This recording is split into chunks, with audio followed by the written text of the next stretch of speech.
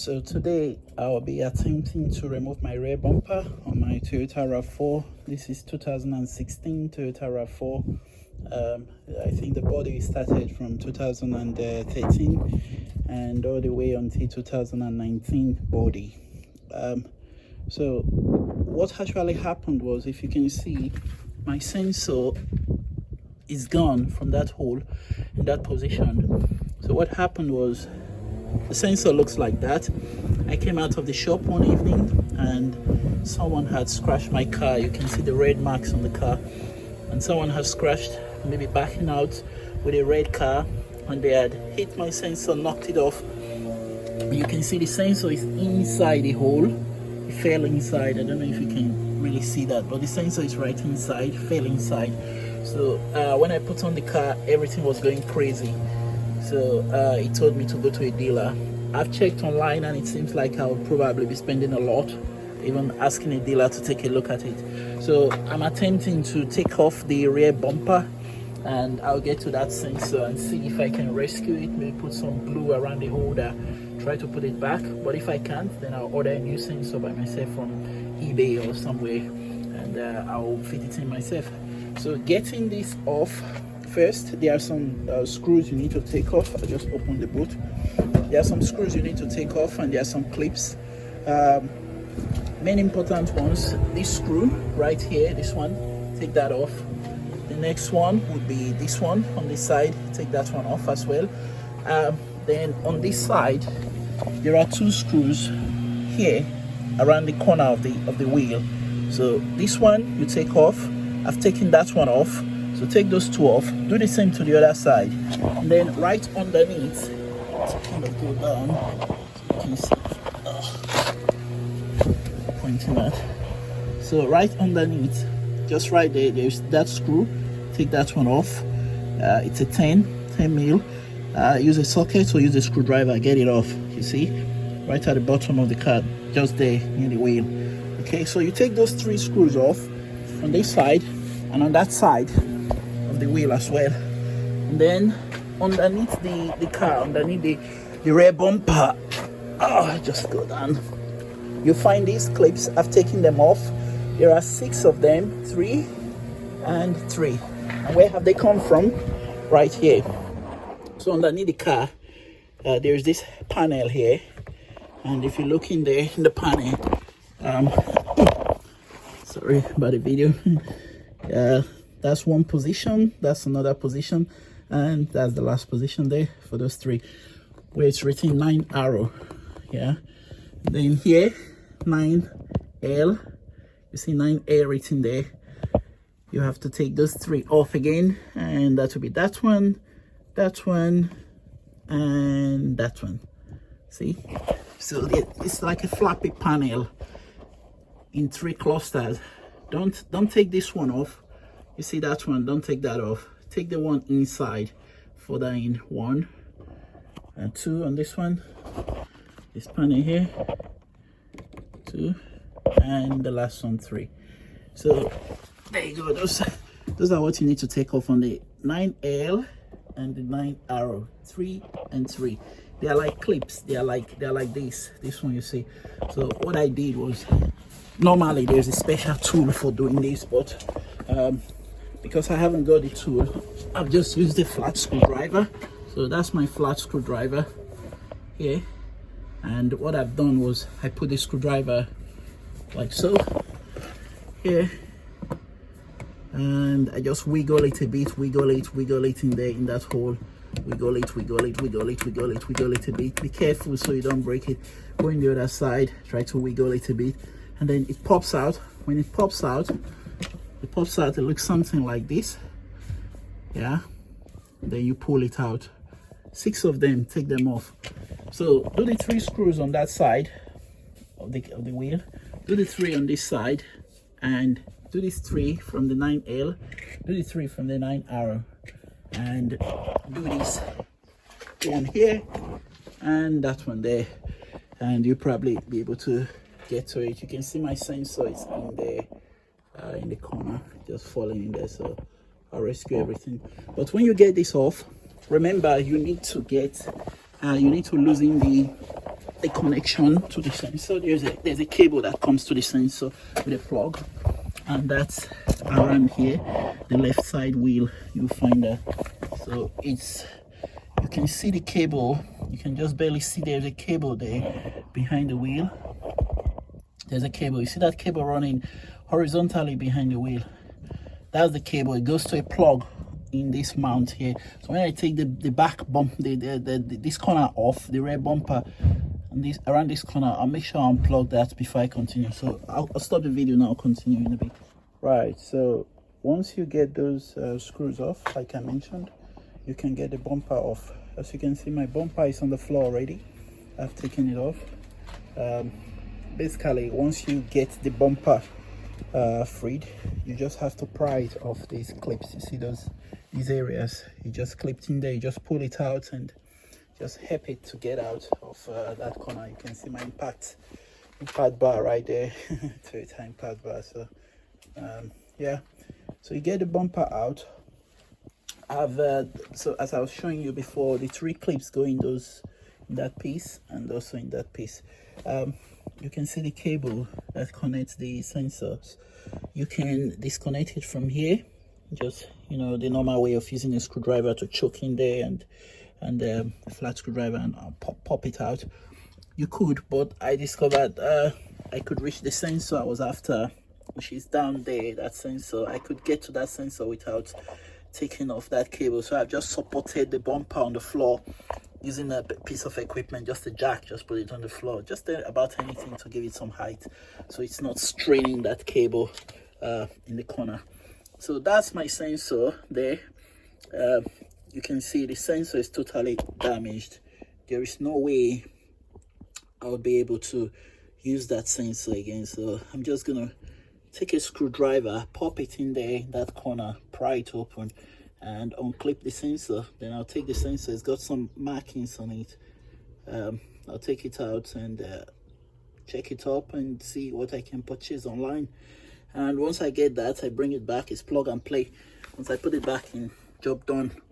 You can see what it should look like a regular sensor. Look at the other one, like something like that. It should just plug in there like a normal sensor. But yeah, the front of it should be smooth, round end. It's just a hollow piece now, so sensor is falling off the tip there. That's totally damaged. It should be round and nice looking like that. And then this is the piece that goes in the hole. This one is like a clip that goes in the hole. So this is broken and this is damaged, cannot be reused. So I'll probably get a new one as well of that. So that's the job. I'll probably put it together and maybe make a video while I'm putting it together again. So this is the sensor I got from the car. As you can see, there are some numbers on it. I'll just focus on that. It's a Denso product and it's got some OEM numbers on it. If you flip it around, the back side of it, just around the side, the corner, it's written Toyota and there's a number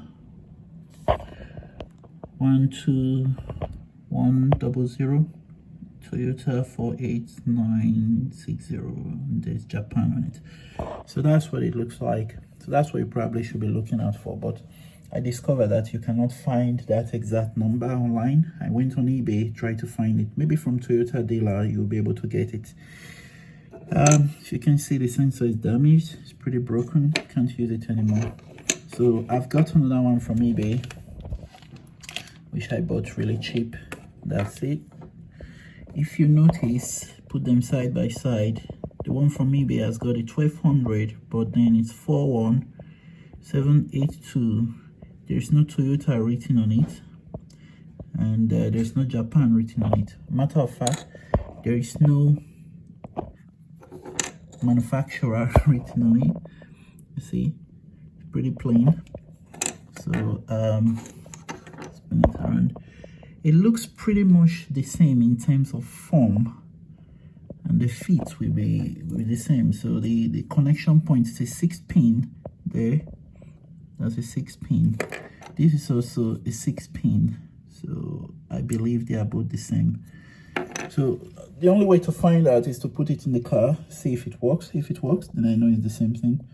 Otherwise, then I have to go see the dealer and get the OEM stuff. But I believe this should be all right, because this is a common part, like spare part. It's a sensor. It's not something that should be really difficult to manufacture or to replicate. So I'll put this in. The car will just notice that it's a sensor, and that'll be fine. So as you can see, there are some clips on it. There's some points to push down. Those a square hole there. Push down on that and move the front piece off, so you can, you know, put it inside the car. But I'll use a screwdriver to get that off, and I'll show you what it looks like in a bit. Right, so like I said, I was going to use a screwdriver just to pry it open. So I've used this screwdriver, just one of my screwdrivers for electronic stuff. I just kind of lifted that corner up above the clip. It was sitting around there, and I just did that one as well, this side.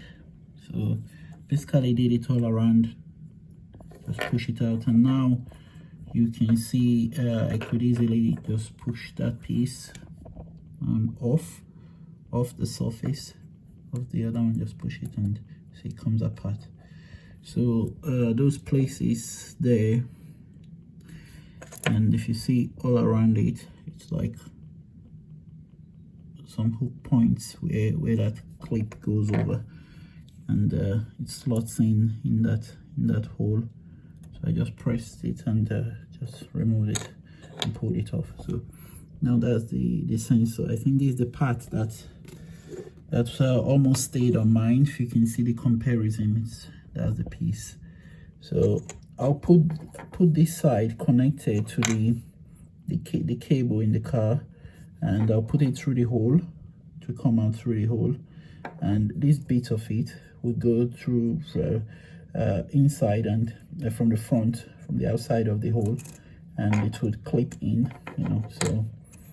So the body of the car basically sits in that groove, the body work of the hole, so it just stays, you know. Because when you do look at it, you see this outer ring and this sensor piece. That's what you see on the car body. So I believe that's how I'm gonna assemble it in two pieces. So yes, this piece comes in from the back, and this piece comes in from the front of the hole, and the cable goes in there, and I'll see how it goes. So I finally got the sensor I wanted for that position, and as you can see, I fitted it in. It's quite similar to these ones. I bought the wrong one first, got something like that, and I put it in, and when I put on the car, it was still going crazy. Everything was still screaming in there, so I had to order another one. I went online, found more information, found more of the code number, and if you want one later on, you could let me know. I could send you the code number I used, or even the link to the one I purchased. But I fitted it in, and I've got all the 4 sensors in there. Turned on the car, and everything seems to work fine.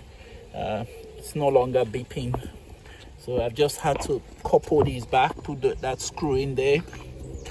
That's the major one, and these 2 screws here in the corner. Then there's one underneath the car, that one there, that screw, that one in there. And after that, it's just the clips, those 6 clips I showed earlier on at the bottom. Put them in there. So that's it, job done. So now it works. I have a feeling like the sensor I've just installed is not very sensitive, so it could just be that it needs to be coded, I believe. But at least all the others are not going berserk like before and screaming to go to a dealer. So if anything, I've plugged the sensor in. It just needs a code. So I'll probably take it to independent mechanic workshop and just tell them, come on, I've got these sensors, could you code this one so they behave like the rest of them? And maybe they'll have something to do it much cheaper than going to the dealership to get it done. otherwise I'll just drive around. I've got 3 sensors active, this one on the corner and these 2. So this is enough for me to park the car anywhere. If this one is not very sensitive, it's not a big deal, as long as the others are working fine and it's not going berserk. But at least it's got quiet now, and I'm able to use the front ones as well as this one. So that's it. You could get this done really cheaply. I got it done for about a quarter of the price the dealer asked me to pay. So I'm quite happy with it. It's a Toyota. I'm not going to fuss about everything working on it, but at least this gave me some experience, and just maybe needs a code, or maybe just gonna be all right by itself as it is. But I'm quite happy the problem is solved so far.